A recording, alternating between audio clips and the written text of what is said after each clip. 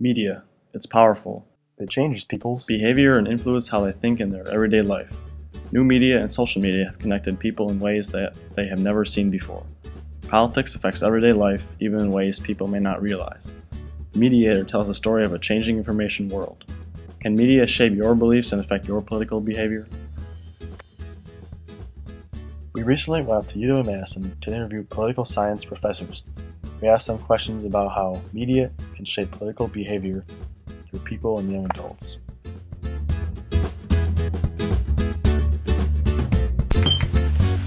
Alright, so if you could please tell us your name and your area of your most recent research. So my name is Barry Burton. I'm a professor of political science here at UW, and most of my recent research is on election reform, election administration, how elections are run effectively. The Daily Show with Jon Stewart and the Colbert Report have grown immensely in popularity.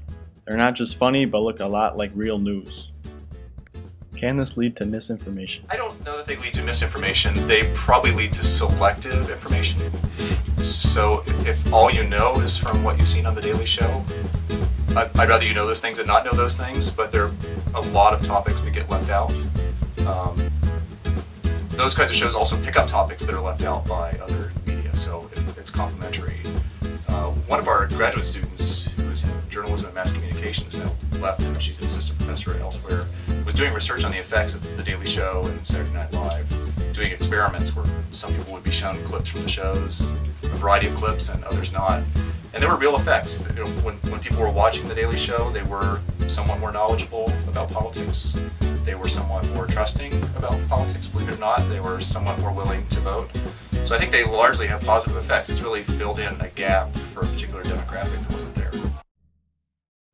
Now let's move on to social media, which includes internet and social networking. We also interviewed the college Democrat and Republican representatives here at Madison. We asked them questions of how media affects them and impacts them in their lives. Has social media changed how you spread your information and beliefs to people? Yeah, I definitely think so. I think that, you know, it's funny, you look at a website like Twitter, and the ease to spreading information is just absolutely amazing over the past couple of years with the increased use of Twitter.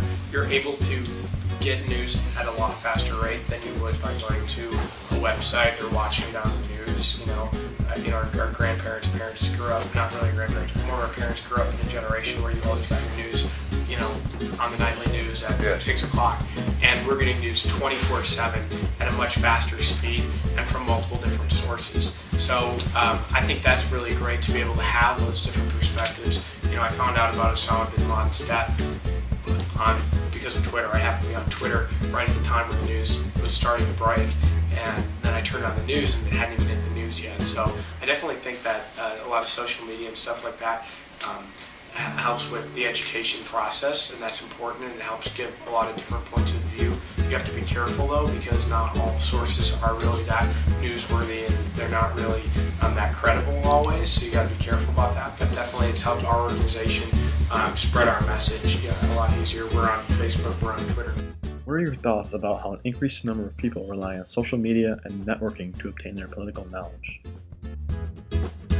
I wish we knew more about exactly how people use, say, Facebook to get news. It's possible to get all the same news you were getting before Facebook by liking the Washington Post and liking PBS and liking C-SPAN and those high quality news outlets, and get that news fed to you in a more regular way. That might be more efficient. We might have a more informed electorate. I worry that's not exactly what's happening.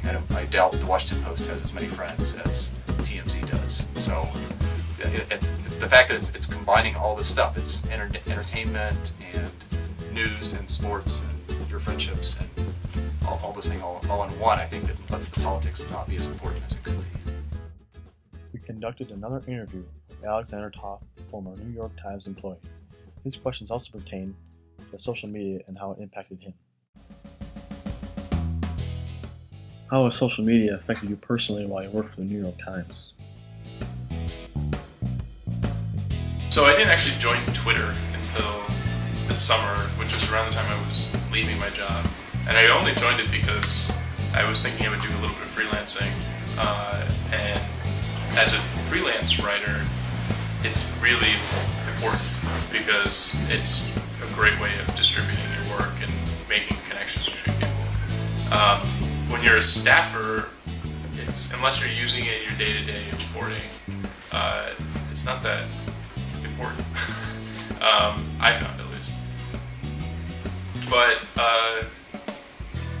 something like Facebook, on the other hand,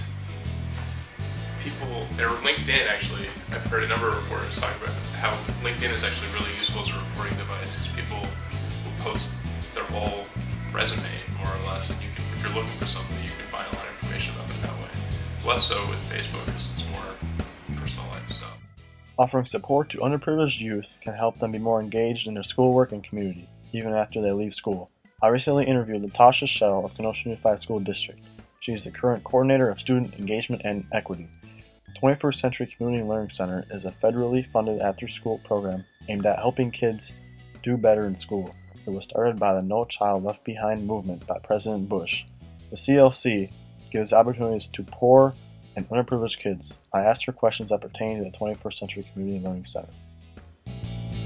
21st Century Community Learning Center program is actually one of the many programs that this office provides to students, and it's a community learning center in the sense that we provide after-school care for students across the district. We have about 14 sites where students attend, and during that time after school they participate in quite a few activities where they get to learn new things, go new places. And so they get academic help, they eat a nutritious snack, they participate in a lot of enrichment. And so while there, we're hoping that they're gaining access to a lot of skills to help them be independent and contributing to the society rather well. Can you think of any examples of specific success stories? For schools where they have a CLC, those students go to school at a higher rate than students who don't go to CLC at that school. So specifically at one of our schools, they might go to school 94% regular students, but kids who go to CLC go about 96%. So we'd like to say that because that has happened at all of our sites, there must be something in it at the Community Learning Center that helps students want to come to school so that they can be successful. What kind of relationship do you have with the Boys and Girls Club? Well, we have, under the No Child Left Behind Act, when that fund is sent down to the states, which is Wisconsin Department of Public Instruction, they have some guidelines that we have to meet in order to apply for those grants, which pays for the programs and after school. One of the guidelines that they have is that in order for us to even get the grant or to qualify for it, we have to partner with an agency. And that makes sense because think about it. If they just gave the money to schools, we would just do school business all day. If they just gave it to community agencies, they would just do community things all day. So because it comes with an academic focus, meaning we are as educators more skilled, I would say, in being able to educate kids, we do though realize that to educate kids comes with a lot of different things. You know, are their basic needs met? How are they feeling socially? How are they feeling emotionally? So we get that we need to partner with other agencies who have that as a focus because that's perhaps their expertise. And so combined, we'd like to say that relationships such as with the Boys and Girls Club, a community-based organization who has all of those enrichment and all of those opportunities, combined with them, that effort might be the niche for why our students can be successful. What influenced you and motivated you to become involved in the CLC? Well, actually, ever since I've been working, I've always worked in a capacity where I'm a social worker by trade. And so I've always worked in a capacity where I'm working for the underdog, so to speak, or I'm championing a cause, or I'm representing the ones that don't speak up, or I'm representing those that don't get looked at very often. And so I'm always coming from that angle in my previous work. And so that has always allowed me to be confident and comfortable with becoming a voice for some that may not be heard. Not that they don't always speak, but that they might not be heard. New media and social media have connected people in ways that have never been seen before. Politics affects everyday life, even in ways people may not realize. Now you can be aware of how media can shape your beliefs and affect your political behavior.